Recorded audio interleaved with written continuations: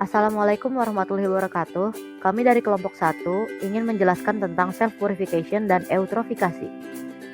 Yang pertama adalah self-purification. Dalam video ini akan dijelaskan penjelasan self-purification, pembagian suatu aliran dalam 4 zona, proses berlangsungnya self-purification, dan 5 tahap self-purification. Ketika sebuah manusia terkena penyakit, maka sel darah putih di dalamnya akan bereaksi untuk menyembuhkan penyakit tersebut. Sama seperti sebuah alam di mana sel mikroorganisme akan menyembuhkan alam tersebut. Inilah yang disebut sebagai self-purification. Bila beban pencemar di perairan sedikit, maka akan cepat dibersihkan. Tetapi bila pencemaran tinggi, waktu membersihkan lebih lama.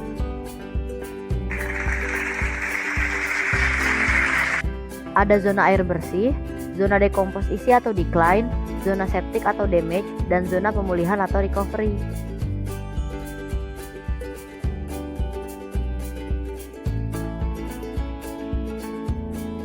Masuknya buangan biologis ke dalam air yang mengalir ditandai dengan meningkatnya aktivitas metabolisme mikroba. Masuknya buangan menyebabkan turbulensi antara massa yang telah ada dengan air itu sendiri sehingga semua mikroba mulai meningkatkan aktivitas metabolismenya, juga meningkatkan aktivitas simbiosis di antara kelompok mikroba. Dalam kondisi seperti ini, bakteri merupakan mikroba pengaktif yang pertama yang dapat menyesuaikan diri dengan lingkungan yang baru.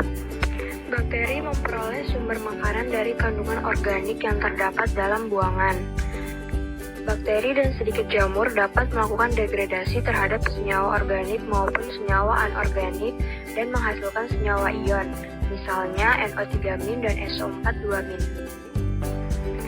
Meningkatnya populasi bakteri melampaui titik maksimum menyebabkan meningkat pula populasi protozoa, karena bakteri merupakan sumber makanan bagi protozoa.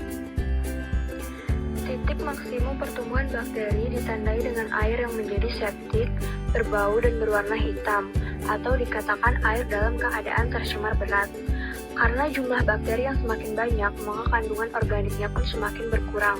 Hal itu mengakibatkan jumlah bakteri pun ikut berkurang. Pada saat titik maksimum, mikroalga dapat tumbuh kembali.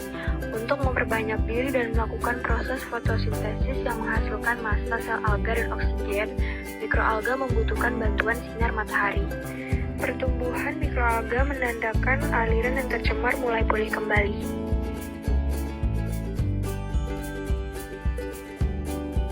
Dimulai dari daerah jernih, lalu daerah aktif dekomposisi, daerah septik, lalu daerah pemulihan, kemudian kembali menjadi daerah jernih.